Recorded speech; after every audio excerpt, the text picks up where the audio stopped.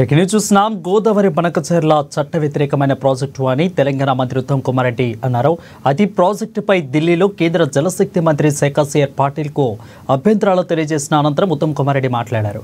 ఇక బనకచెర్లపై ఆందోళన కేంద్ర మంత్రికి వివరించాం. ప్రాజెక్టుపై రాష్ట్ర ప్రజలు రైతుల్లో ఆందోళనలు ఉన్నాయి, వీటిని పరిగణలోకి తీసుకుంటామని కేంద్ర మంత్రి చెప్పారు. కృష్ణా ట్రైబ్యునల్ తీర్పు త్వరగా వచ్చేలా చూడమని కోరామని అన్నారు.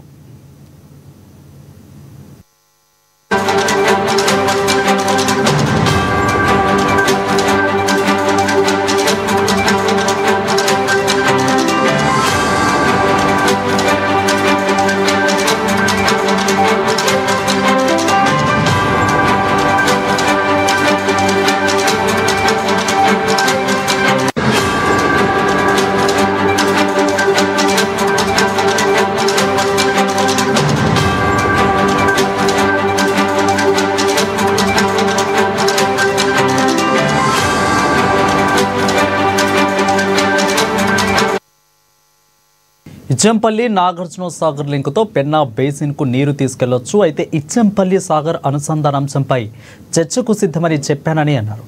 త్వరలో ఇరు తెలుగు రాష్ట్రాల సీఎంలు భేటీ ఏర్పాటు చేస్తామని కేంద్ర మంత్రి పాటిల్ హామీ ఇచ్చారు. అయితే తెలంగాణకు పలు ప్రాజెక్టులకు కేంద్రం నుంచి ఇంకా అనుమతులు లభించలేదు. ఏపీ ప్రాజెక్టులకే త్వరగా అనుమతులు ఇస్తున్నారని చెప్పాం.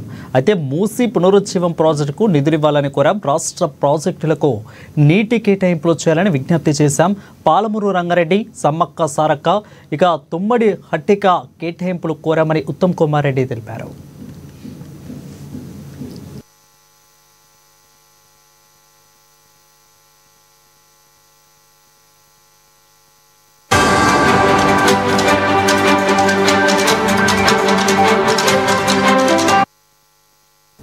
ఇక గోదావరి బనకచెర్ల చట్ట వ్యతిరేకమైన ప్రాజెక్టు అని తెలంగాణ మంత్రి ఉత్తమ్ కుమార్ రెడ్డి అన్నారు. ఈ ప్రాజెక్టు ఢిల్లీలో కేంద్ర జలశక్తి శాఖ మంత్రి సిఆర్ పాటిల్కు అభ్యంతరాలను తెలియజేసిన అనంతరం ఉత్తమ్ కుమార్ రెడ్డి మీడియాతో మాట్లాడారు.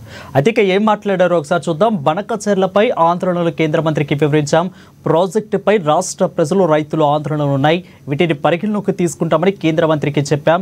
అయితే కృష్ణా ట్రైబ్యునల్ తీర్పు త్వరగా వచ్చేలా చూడమని కోరామని అన్నారు.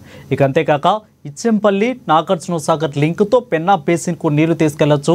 ఇచ్చంపల్లి సాగర్ అనుసంధాన అంశంపై చర్చకు సిద్ధమని చెప్పారని అన్నారు. ఇక త్వరలో ఇరు తెలుగు రాష్ట్రాల సీఎంలు భేటీ ఏర్పాటు చేస్తామని కేంద్ర మంత్రి హామీ పాటిల్ ఇచ్చారు.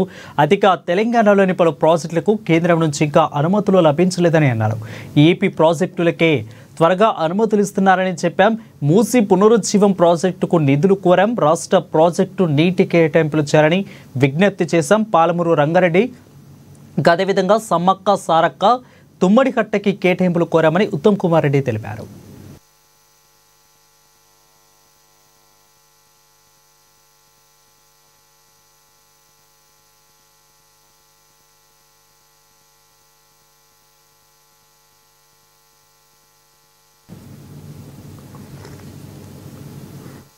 అన్ని విధాలుగా హామీ ఇవ్వడం జరిగింది. తప్పనిసరిగా తెలంగాణకి ఏ విధంగా అన్యాయం చేయము. మేము తెలంగాణ ఇంట్రెస్ట్ అన్ని విషయాల్లో కూడా మేము will keep it in mind. And వారు అతి త్వరలో ఇద్దరి ముఖ్యమంత్రి